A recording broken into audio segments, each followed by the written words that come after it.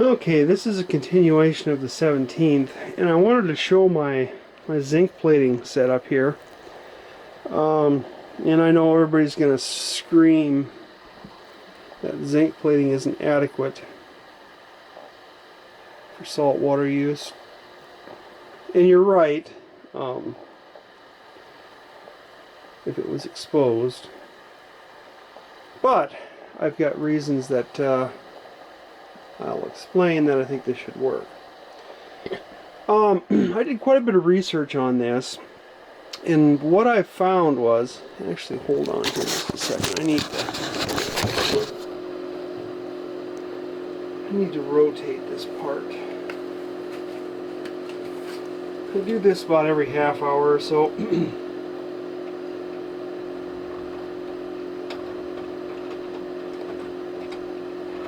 move the part,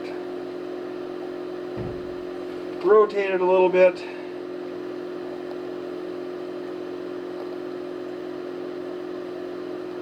circulate the electrolyte.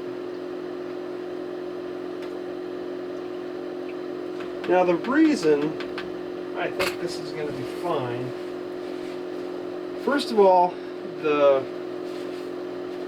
keel is going to be sealed in epoxy and fiberglass.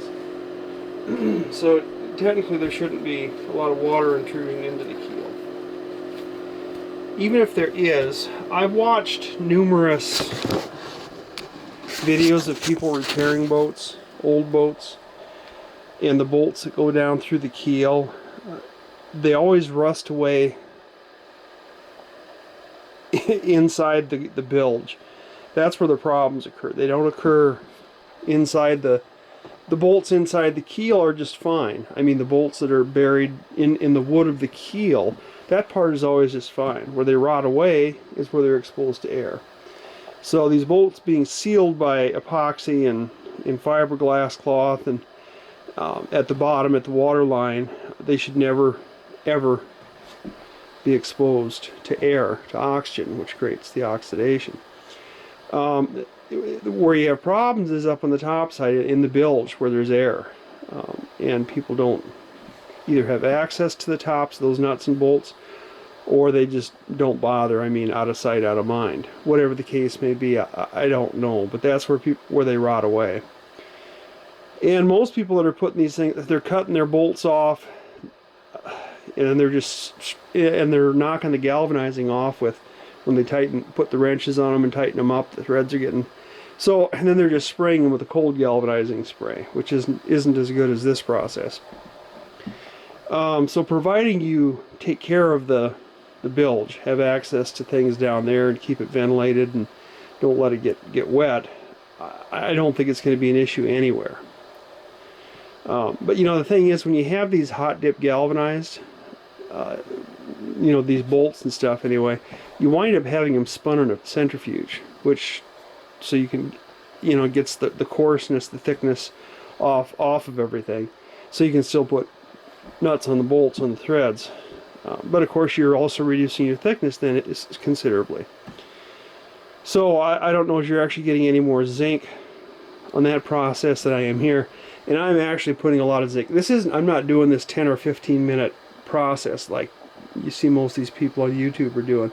I'm electrocoating these things for like 10 or 12 hours. One part runs all day. And I really, really think I'm getting, you know, plenty of zinc on here for the job. Probably more than what you're getting in a hot dipped in centrifuge spun part. So that's my theory. If the boat falls apart in 5 years, I guess it falls apart in 5 years, or we have to redo the keel or whatever, you know. And that was one of the things George had said too, you know, build it the way you can, and then if you have to build a new hull to put everything into a new hull, that's what you have to do. Which I don't think is going to be the case. I really don't. With a plywood sheathed and epoxy sheathed boat, I don't think there's going to be any problems, and I intend to do my best to ventilate the bilge and, you know, inside the boat so it never has rot starting. Keep it dry. should be able to keep it as drier than anything else. So let's hope that works. But the advantage here outweighs the disadvantage. Then I can do one bolt at a time, and I can cut them to the exact length I need and not have to cut them off again. And so I can do these as I'm building, putting frames up, as I'm putting the floor down and a frame on. I can be doing these bolts and have them made to the exact length that I need them to be made. It's not any cheaper. It's probably costing me more than it would cost to have these hot dipped. And we have a place that'll hot dip galvanize here in northwest Iowa, and it's not that far away, and they have a centrifuge, so they can certainly do it for me. And I probably will have some parts done there at some point when I'm getting ready to outfit the boat. Chain plates, that sort of thing. We'll see what I go that way or whether I go stainless. But yeah, that's the process I'm using. And of course, again, to get bolts long enough, I did a couple of these little tubs out of PVC pipe, and it seems to be working just fine. Actually, I can show you one of the bolts that I've done.